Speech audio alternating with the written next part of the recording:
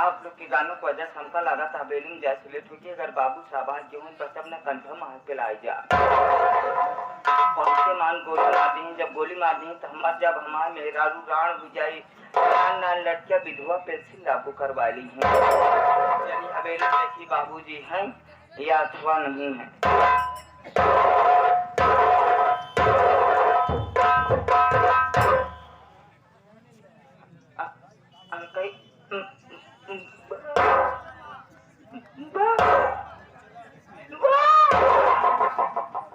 Uncle बाबूजी जय शंकर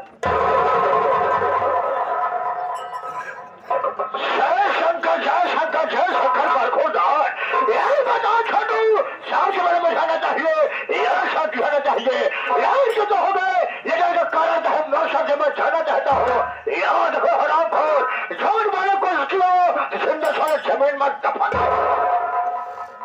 का बताइए बाबूजी हम ड्यूटी के लिए आवत लेकिन अफसोस के बाद के जैसे हम गौरीगंज चौराहा पहुंचे उसे हम बैठे बैठे अंडा देला तू अंडा दे रहा था इधर साले अंडा दे रहा था ये बताओ तू ही अंडा देता है यहाँ तेरे पूरा खानदान अंडा देता है। नहीं बाबूजी हमारा पूरा खानदान अंडा देते नहीं लड़कियां बच्चा छोड़ के कोई बात है हम तुम्हारी बात करवाते हैं कि तू अंडा देता है लेकिन छोटू शाम से पहले हमको तुम्हारे परिवार से नहीं मतलब है हमको तुम्हारे परिवार से मतलब है सिर्फ मतलब है तुमसे सबसे पहले अंडा तुम्हारा होगा क्या दिखाओ आखिर साल तो अंडा देता कैसे है। जरा से बात बाबूजी मुल्ला वाली बात तुम्हारे बाद मुल्ला बात जरा सी यार बाबूजी हमारे किया अंडा के थूक दुकान बा इनके सरोखिया हम अंडा का थूक दुकान यहाँ है और सारा ठेका दुकान कहाँ बा अब तुम्हारे यहाँ अंडा का थूक गिरता है तो बाबूजी हमारा ड्यूटी लेट हुई है आज हमारा गलती छाना आज तुम्हारी गलती छाना बना नंदलाल भैया बाटे मदन भाई है रोज के उस्ताद है सबको लेकर जाएंगे एक साथ में और तुम्हारी सेवा करा देंगे मैं जाता हूँ मुझसे नहीं मतलब अब आए छोड़ू तो मेरा नाम और काम से वाकिफ हो जनता है माता बहू नहीं मालूम कि मेरा नाम क्या है मेरा काम क्या है। दोस्तों शाम से पहले आप से मेरा पर्चे लीजिए इससे पहले आप सब कहानी बोल कीजिए मैं कौन हूँ मेरा नाम क्या है और मेरा दोस्तों हम कोई गैर नहीं तो हम कोई गैर नहीं आज की रात एक धारा नगरी है आज की रात एक धारा नगरी है यहाँ का जमींदार मिस्टर बाबू बादल सिंह आजाद ऐसे बाबू बादल सिंह आजाद छोटो अबे जब मैं छोटा से था जब मैं छोटा सा था तभी मेरे माँ बाप का स्वर्गवास हो गया मैं बचाव तरह तरह के लोग परिवार के लोग गांव के लोग मुझे पढ़ाई लिखा सियाना किए छोटू मेरे पिताजी जीवित थे पिताजी जीवित थे तो उनका वसूल कुछ और था उनका वसूल था अगर गरीबों को रुपये दिया करते थे यही तेरे कुछ हराम खोरों से अबे ध्यान झेला करते थे एक ही पिताजी को मर जाने के बाद मैं पिताजी का वसूल बदल दिया और बड़ा वसूल लगा दिया अरे मैं जिसको 50 रुपए कर्जा दिया करता हूँ भगवान के ढते ढते एक जुर्म हटता हूँ आज जिसका 500 रुपया कर्जा दिया करता हूँ भगवान के ढते ढते एक जुर्म हटिया करता हूँ अरे कितना हो जाता है छोटू अपने इलाके में एक गटैया नाम का किसान का ससुर एक दिन अपने हवेली पर कहने लगे बाबू साहब मेरे पत्नी बीमार है मेरे बच्चे भूखे पैसे तप रहे हैं मुझे सहारा दिया जाए मैंने कहा गपैया क्या मुझसे क्या सहारा चाहता है बोले बाबू साहब मुझे 500 रुपया कर्जा दिया जाए छोटू अगर उसकी बात को सुनते हुए मैं उसकी परेशानी को देख रह सका मैं उसे 500 रुपया कर्जा दे दिया लेकिन 500 रुपये या तो ससुरा पैसा पहुंचाया या तो कभी अपने हवेली पर काम करने आया। एक दिन चापल उठाया, अबे 500 में आ गए, 1 किलो बहा करके मैंने पूरा 5000 रुपया कर दिया। और राइफल कपिया किसान के छापे में पहुंचा। जब मैं वहां गया, मैं क्या देख रहा हूँ, कपिया किसान हरामखोर 4 भाई पर सो आराम कर रहा था। मैंने कहा कपिया, हमारा पैसा कब देगा रे? और हमारी बात सुने छोटू, हमारी बात सुने हरामखोर। वो मुझे चकवा बताने लगा। मुझे गुस्सा आई, राफा को लोड किया, अबे कपिया किसान ने सीने पर गोली मार दिया। उसकी पत्नी थी, अबे जिसका नाम सुशीला देवी था। सुशीला गांव में भिक्षा मारे गए थे। जब मेरी गोली को सुनी तो भागते आई, मेरे बड़े पत्थर भरी रोने लगी। अबे कहने लगी, जमींदार साहब मेरे पति को गोली क्यों मार दिए? मैं आप जाके पैर चुका देती। उसके बाद तो सुना, जैसे निकाला लाइटर, उसके टूटी फूटी झोपड़ी में आग लगा दिया। झोपड़ी चल रही थी, अब उसे चलती झोपड़ी में मैं सुशीला के ठाड़ को पकड़ा, अबे खस्से तो ले गया, उसे चलती झोपड़ी फेंक दिया। अब उसकी भी कहानी खत्म हो गई। उसके बाद 3 बच्चे, 2 बेटा और 1 बेटी। बड़े बेटे का नाम हीरा, छोटे बेटे का नाम मोती। अबे मोती से छोटी उसकी बेटी थी, अबे जिसका नाम सपना था। लेकिन हीरा हरामखोर कुछ जानकार था। ना जाने कहां से ये ससुर सारा कारनामा दे रहा था। सारा कारनामा देखते देखते जब उससे बर्दाश्त नहीं हुआ, वह मेरे पास आकर के मेरे गिरेबान में हाथ लगा दिया। अब ऐसा हुआ, मुझे गुस्सा आई, अपने राइफल के बर से उसके सपर मारा। वह ससुर लंबा थारा साई हो गया। जब वो बेहोश हो गया, उसके टखले पकड़ा, उसके टखलियों को पकड़ा, अबे घासे तो ले गया, पहाड़ी के ऊपर से नीचे फेंक दिया। अबे उसकी भी कहानी खत्म हो गई। ये बता तू, अबे कपिया किसान के परिवार में अबे कितने लोग मर गए? पूरे 3 लोग। छोटू, जमींदार का पैसा तो नहीं भरा, जमींदार की बुद्धि कच्चा की बुद्धि समझो। अबे जब चाहे लिखो, जब चाहे मिटा दो। छोटू, आज मैं तुम्हें एक बात बताना चाहता हूँ। बात है छोटू, अभी तक हमारी शादी नहीं हुई थे।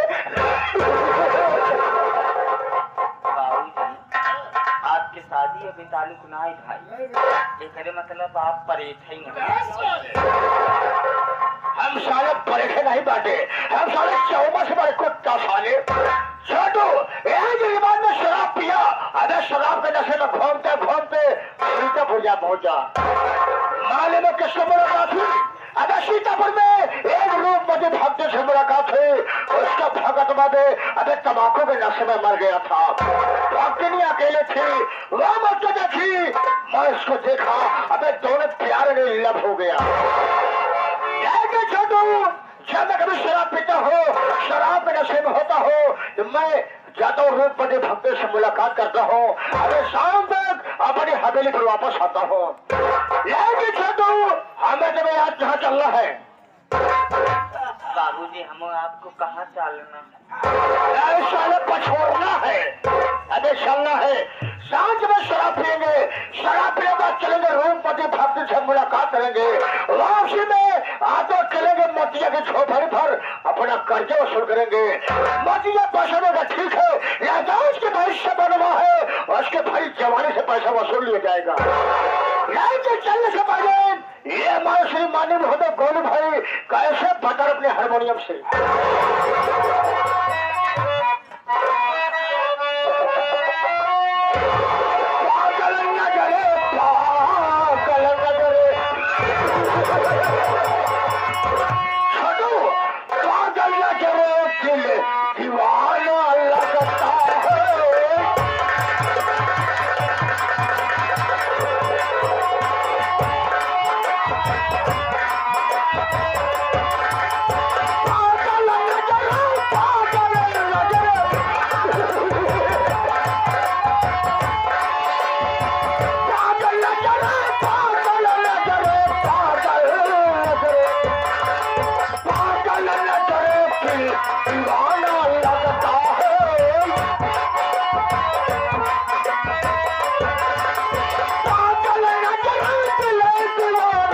लगता है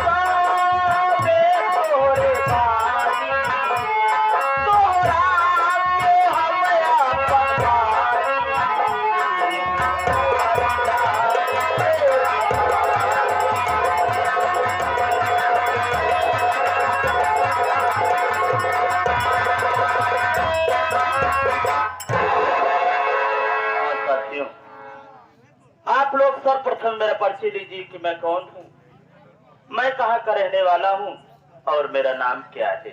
साथियों, मेरा नाम मोती है। मैं सिधारा नगरी का रहने वाला हूँ। घर में मैं हूँ, मेरी बहन, जो कि मेरी बहन का नाम सपना है। साथी, मेरे बाबूजी थे, मेरे बाबूजी का नाम गोपी किसान था। मेरी माता जी का नाम सुशीला देवी था। मुझसे बड़े मेरे भैया थे, मेरे भैया का नाम हीरा था। क्या बताऊं बाबूजी, हम भाई बहन इतने आबादे हैं, इतने नसीब हैं कि जब हम भाई बहन बहुत छोटे छोटे से थे, तभी हम भाई बहन के सर से माँ बाप का साया छीन लिया ऊपर वाले ने। हम भाई बहन बचपन में ही अनाथ हो गए, माँ बाप के प्यार न पाए। लेकिन जब मेरे बाबूजी, मेरी माँ इस दुनिया में जिंदा थे, तब मेरे बाबूजी इस सिधारा नगरी के जमींदार बाबू बादल सिंह के यहाँ काम करते थे। मेरे बाबूजी गरीबी से परेशान होकर के एक दिन ठाकुर साहब के यहाँ से कुछ पैसे कर्ज के तौर पर लाए। कर्ज लाने के बाद मेरे बाबूजी बीमार पड़ गए। दीपावली का त्योहार था साथियों, दीपावली का त्योहार था और त्योहार के दिन मेरे घर में खाने को कुछ नहीं था। हम भाई बहन दरवाजे पर बैठ करके रो रहे थे। मेरी माँ सोची कि आज त्योहार दिन हमारे बच्चे भूखे रहेंगे। मेरी माँ चली गई पड़ोसियों के यहाँ कुछ मांगने के लिए। पड़ोस वालों के यहाँ से कुछ मांग करके लाओ तो अपने बच्चों का पेट भर दो। मेरी माँ चली गई मांगने के लिए, लेकिन उसी वक्त अचानक ठाकुर साहब मेरी झोपड़ी पर आ धमके और आते ही मेरे बाबूजी से बोले, अरे पपिया, हमारा पैसा दे रे। मेरे बाबूजी ठाकुर साहब का पाँव पकड़ कर कहते हैं कि ठाकुर साहब, अरे अभी तो मैं दाने दाने का मोहताज हूँ, पाई पाई का लाचार हूँ। भला मैं इस कठिन घड़ी में आपका कर्ज कहाँ से लौटा पाऊंगा। इतना सुनते ही ठाकुर साहब गुस्से में आग बबूला हो गए और उन्होंने अपनी राइफल को लोड किया और मेरे बाबूजी को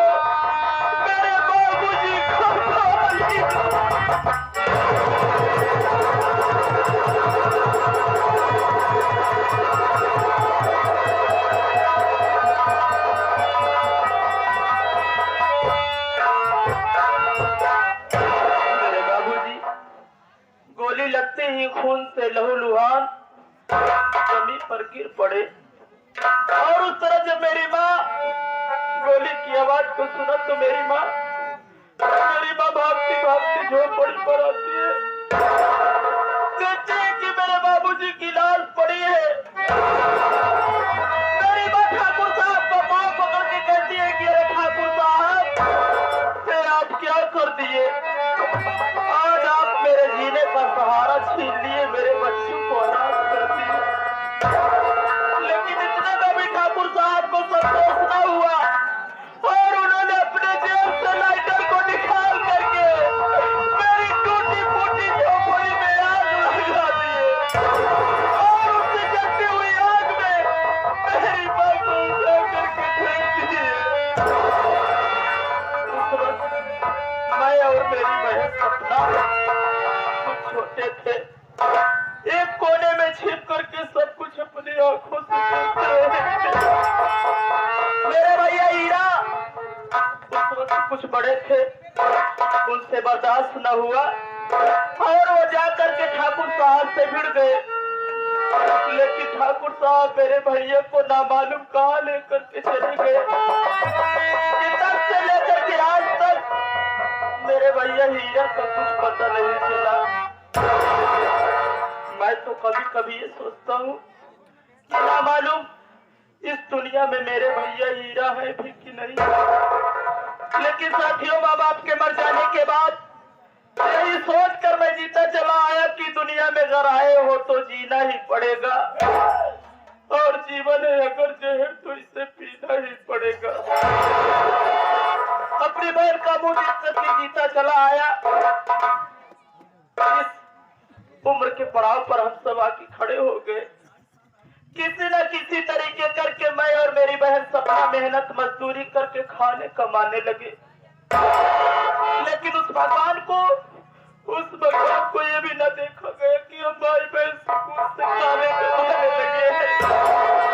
अरे उसको ना मालूम क्या सूझी कि उसने आज 6 महीनों से मेरे पूरे बदन में कोड़ दे दिया। आज मैं 6 महीनों से इस कुष्ठ रोग से ग्रसित हूँ साथियों। दूसरी तरफ मेरी बहन सपना सयानी हो चुकी है। मैं जिस भी दरवाजे पर अपनी बहन की शादी का रिश्ता लेकर के जाता हूँ, ये दहेज के लोभी संसार वाले मुझ जैसे अभागे से दहेज की मांग करते हैं। कोई 1 लाख मांगता है तो कोई 50,000 मांगता है। और सभी सोचिए बाबू की जो इंसान अपने हाथों से 1 गिलास पानी उठा कर पी सकता, वो भला इतनी बड़ी रकम देने के लिए कहाँ पाएगा। यही सब बातें सोच करके साथियों मुझे रातों को नींद नहीं आती, परेशान। मेरा एक दोस्त है जिसका रात पर मौत है। आज जब वो मेरे पास आएगा तो मैं उससे अपनी चिंता जरूर व्यक्त करूंगा।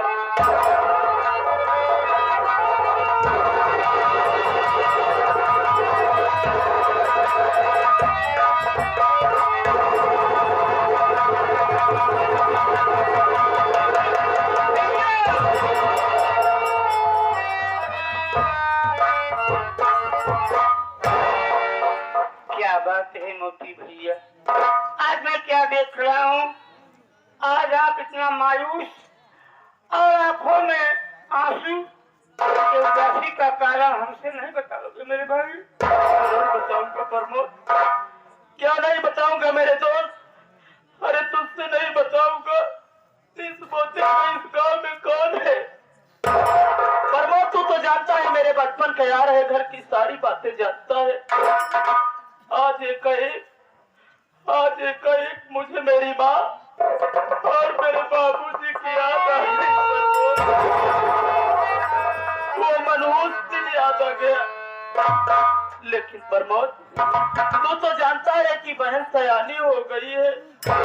अरे बड़े बुजुर्ग कहते हैं कि जिस नारी की हो चढ़ी उम्र, पति का देहांत तो हो गया हो, और जिस माता का बूढ़ेपन में आंखों का लाल खो गया हो, बेहद घर के कुटुंब दरिद्र या दूसरी भावनी हो, सर पर बैरी की शंका या कर्जे की डिग्री हो, अरे जिस घर में सांप का रहेवास छप्पर से गिरता पानी हो, उसको सुख नींद कब आए जिस घर में सुता सयानी हो। जिस घर में बहन बेटियां सयानी हो जाती है, उनके घर वालों को नींद नहीं आती प्रमोद। ठीक उसी तरह मुझे भी रातों को नींद नहीं आती, परेशान रहता हूँ प्रमोद। आप हमारे पड़ोसी नहीं बल्कि हमारे भाई हैं भैया। अरे आप असमर्थ हैं ना भैया? मैं तो असमर्थ नहीं हूँ मेरे भाई। बहन सपना की शादी जरूर होगी भैया। भैया जो भी कुछ होगा बहन सपना की शादी में भरपूर मदद मैं करूँगा मेरे भाई। तू मेरा यार है प्रमोद, तू तो यार से बढ़ करके, लोग कहते हैं कि खून का रिश्ता होता है, बड़ा पावन रिश्ता होता है, लेकिन खून के रिश्ते से बढ़कर भी एक रिश्ता होता है जो दोस्ती का रिश्ता होता है प्रमोद, जो कि खून से नहीं बल्कि ये रिश्ता दिल से पैदा होता है प्रमोद। बहन सपना कहाँ है प्रमोद? बहन सपना तो जंगल में लकड़ी काटने गई है। लकड़ी ठीक है प्रमोद, आओ बैठकर बहन का इंतजार करते हैं। चलो भैया क्या कर लेते हैं।